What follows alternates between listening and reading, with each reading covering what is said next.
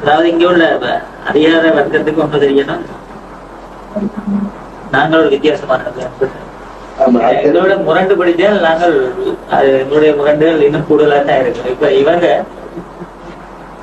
நாங்க இங்க உண்மையில ஆயுத போராட்டம் நடத்துறதுக்காக இங்க நாங்க வரையில நாங்க எங்களுடைய அதாவது எங்களுடைய கோரிக்கை இங்க மக்கள்கிட்ட பிரதிபலிக்கிறதுக்காக தான் வந்தாங்க. அதாவது நாங்க இப்ப இந்த விஷயங்கள் இப்படி நிதானமா போறோம்.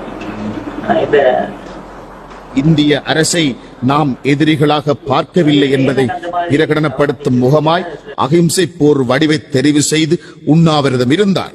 தமிழக மக்களது புலிகளுக்கான பேராதரவினாலும் அது தமக்கு விபரீதமாகிவிடும் என்பதாலும் இந்திய அரசு பணிந்து தொடர்பு சாதனங்களை மீள கொடுத்தது.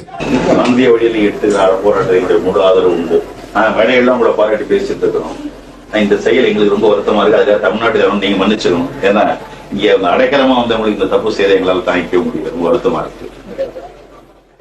2ஆம் நாளன்றே உண்ணாவிரதம் முடிவு.